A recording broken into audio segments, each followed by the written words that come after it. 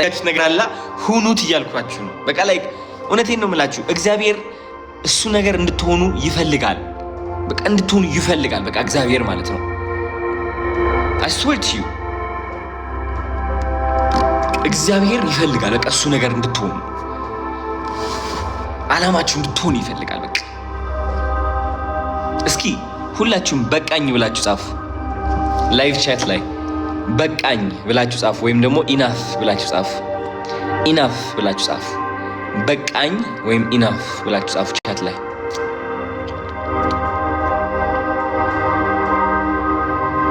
በቃኝ ወይም ኢናፍ ኢናፍ። እስኪ አይናችሁን ጨፍናችሁ እቺን ቃል ድገሟት ውስጣችሁ ላይ። አይናችሁ ጨፍኑና ትንፋሽ ወደ ውስጥ በደንብ ሳብ አድርጉ። በቃኝ በቃኝ በቃኝ። ምንድነው የሚበቃችሁ? ምንድነው የሚበቃችሁ? ማስመሰል በቃኝ፣ ሰው ማስደሰት በቃኝ፣ መፍራት በቃኝ፣ የውሸት ማንነት መኖር በቃኝ። you know yes። ከዛ አዲስ ዓላማህን ትኖራለህ፣ አዲስ ከፍታህን ትኖራለህ፣ አዲስ ህልምህን ትኖራለህ ማለት ነው። I swear to you I swear እኔ አብዛኛው የኢትዮጵያ ህዝብ ማለት ነው እንደዚህ አድርጌ በቡሎን ከፍቼ አይቻቸው እንዳለ የሀገር ሙሉ ትራውማችን አይቼ ለምንድነው እንደዚህ የሆነው? ለምንድነው የሆነ ምቀኝነት የበዛው፣ መጎታተት፣ መተራረብ፣ መወዳደቅ የበዛው? ችግሩ ምንድነው? ከየት ነው እየመጣ ያለው? ምናምን አየሁትና እዚህ ሀገር አስመስለ መኖር ምንም ጥቅም የለውም። ተረዳችሁኝ? ጥቅም የለውም። አሜሪካ ሆነ ብታስመስል ባታስመስል እውነት ለመናገር ግዴታ አይሰጥህም ማንም ሰው። እዚህ ሀገር ግን ከአስመሳይ ከሆንክ የውሸት ማንነት የምትኖር ከሆነ ምን ይሆናል መሰላችሁ? በቃ ላይ እስር ቤት ውስጥ ነው የምትሆነው። ጥቅም የለውም፣ ትጎዳለህ። በቃ ላይ ጥቅም የለውም። በቃ ቤተሰቦችም ይጎዳሉ፣ አንተም ትጎዳለህ። አይሳካልህም፣ አያልፍልህም፣ አትለወጥም። you understand? አትለወጥም። በቃ ሁሌም የማትፈልገው ህይወት ውስጥ ሆነ ትኖራለህ ማለት ነው። you understand? yeah, this is what I'm saying። በቃ ላይ በቃኝ እና ምጸልይላችሁ ለሁላችሁ አሁን ህይወታችሁ ከከበዳችሁ መሻገር ካቃታችሁ እውነቴን ነው የምላችሁ ህይወት አጭር እንደሆነች እንድታስታውሱ ነው። ህይወት አጭር እንደሆነች እንድታስታውሱ እፈልጋለሁ። 1000 ዓመት እንዳላችሁ መኖር እንድታቆሙ እፈልጋለሁ። እውነቴን ነው የምላችሁ። አሁን እዚህ ቁጭ ብላችሁ ያለ ይህ እንትን ሊወድቅ ይችላል።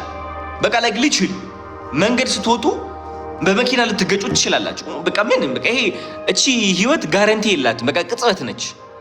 ቅጽበት የሆነች ህይወት ነች። ነገ አልሞትም ብለህ ስትኩራራ ነው ፈሪ የምትሆነው። ተረዳችሁኝ? እውነቴን ነው የምላችሁ።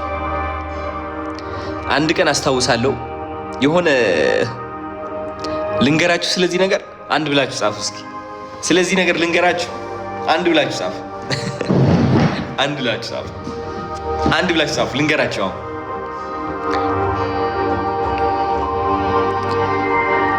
አንድ ብላችሁ ጻፉ።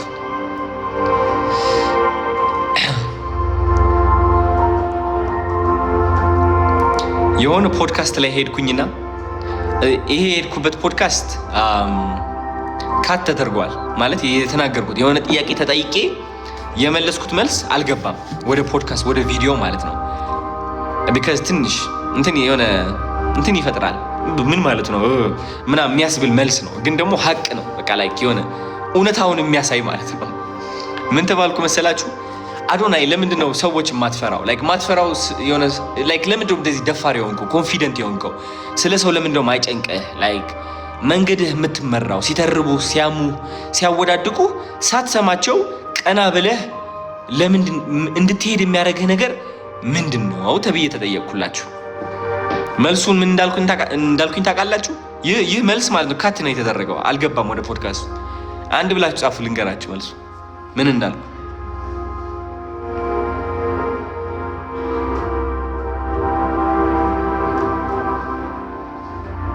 ኦኬ አዶናይ እንደዚህ ደፋር ያደረገህ ምንድነው? ሰው እየተረበህ ቀል ያወዳድቅህ እየሞከረ ጎዶሎነት ድክመትህ እያወጣብህ ቀና ብለህ ደረትህን ነፍተህ ይገባኛል እንድትል የሚያደርግህ ነገር ምንድነው ተብዬ ተጠየቅኩላችሁ። መልሴ ሁላችንም እናራለን። የሁላችንም አር ደግሞ ይሸታል። ብዙዎቻችን ተደብቀን ስለምናራ የሆነ በቃ ላይ እንደማናራ ነው የምናስመስለው። ስለ አር ሲወራም ለራሱ በቃ የሆነ ይከብደናል። ልክ እንደዚች ሁሉም ሰው እንደሚያራ ማወቄ ነፃነት ይሰጠኛል። which is አሁን ብዙዎቻችሁ ስለ አር እያሰባችሁ ከሆነ ተሳስታችኋል።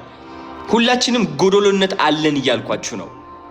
በቃ ሁላችንም እቺ አራትን ጨርሰን ከዛ ማንም ሰው እንደሌላ ያረጋግጠ ምናምን ታዋቂ ስትሆን ደግሞ ከባድ ነው እውነት ለመናገር። ሽንት ቤት ገብተን ማራት ሰው ባለበት ቦታ ግን ቼክ አድርገን ምናምን ፍላሽ አድርገን ሽቶ ካለ ሽቶ ተደርጎ መስታወት ተከፍቶ ምናምን ነው የምትወጣው። ንጹህ እንደሆነ እኮ ከዛ ትላለች ታባቱ። ተረዳችሁ? ሰዎች በጣም የምናስቅ ፍጡሮች ነን። ጎዶሎነታችን ደብቀን ብፁዕነታችን ማሳየት የምንወድ ፍጡሮች ብኖር ሰዎች ነን እና ግዴታ እያራን ሰው ማሳየት የለብንም። ግን ሰው ሁሉ እንደሚያደርገን ማወቅ አለብን። እውነቴን ነው የምላችሁ። በቃ ሁሉም ሰው እኩል ያደርገዋል ካንተ ጋር ታውቃላችሁ። ሁሉም ሰው ያ ሱፉን ለብሶ ምናምን ብሎ ቁጭ የሚለው አለ አይደል? በጣም ሳታዩት እናንተ እያለ ነበር እንደዚህ በቃ አይኑ እስከሚፈነዳ ድረስ። ተረዳችሁኝ? ስለዚህ ማንም ሰው ከእናንተ አይበልጥም፣ ማንም ሰው ደግሞ ከእናንተ አያንስም። ምክንያቱም እናንተም ታራላችሁ። ስለዚህ እኩል ነን ሁላችን። ይህ ሀሳብ ምን ያደርጋል? ኦኬ ጎዶሎነትህ ትቀበልና ኦፍ ኮርስ አዶናይ ጎዶሎነት አለው። ይህ ነው ሁሉም ነገር ላይ ሙሉ ሆኜ መገኘት አልፈልግም። እኔ በቃ ሰው አይደለሁም ማለት ነው። እንደዛ ከሆነማ እግዚአብሔር ነኝ ማለት ነው። ብፁዕ ኢየሱስ እንደዛ መሆን አልፈልግም። ሁላችንም እዚህ ያለ የራሳችን ጎዶሎ ስላለን በቃ ጀስት ሰው ሲሰድባችሁ ሲተርባችሁ አይታችሁ በቃ ችላ ብላችሁ የማለፍ አቅማችሁ ከፍተኛ ይሁን። ያ ሰው አሁን ኧረ በእናትሽ እንደዚህ ነገር አቆሚ ሲልሽ እሱም ማቆም ያለበት ነገር አለ። ማቆም ያለበት ነገር አለ እንዴ! አንተ እያራ ለምን እኔ አላረም? ምን ችግር አለው? ሁላችን እንዴ ሁለታችንም እንራበት። ምን ችግር አለው እንዴ?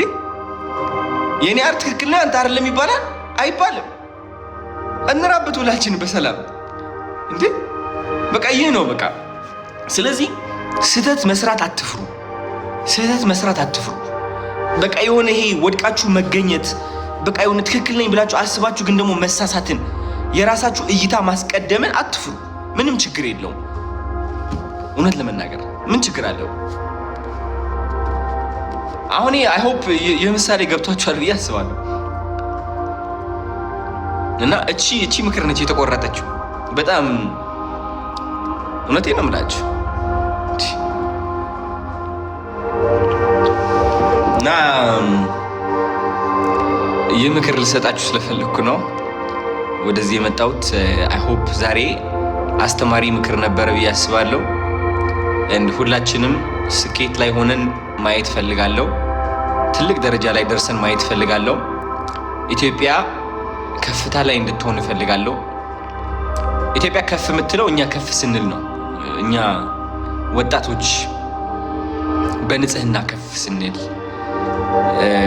ሰው አለመጉዳትን ስንማር፣ ሰው ሲሳሳት ካየንም ለራሱ የዛ ሰው ስህተት አውጥተን በቃ ማንቋሸሽና እንደዚህ መጸየፍ ሳይሆን የኛንም ስህተትን ማየት። ቢካዝ የሌላ ሰው ስህተት የሚያጸይፈን ከሆነ የኛም ስህተት ያጸይፈናል ማለት ነው። ለሌላ ሰው ይቅርታ ከሌለን ለራሳችንም ይቅርታ የለንም ማለት ነው። ተረዳችሁ? የሌላ ሰው ሰዳቢ ከሆነ የራሳችንም ሰዳቢ ነን ማለት ነው። የሆነውን ነው የምናካፍለውና ንጽህናን፣ መረዳትን፣ ይቅር ማለትን እጸልያለሁ ለሁላችሁም። ወዳችኋለሁ። በቃ እንግዲህ ይህ ነበር ዛሬ። I love you so much. I hope ተምራችኋል ብዬ አስባለሁ ከዚህ ላይፍ። ያማን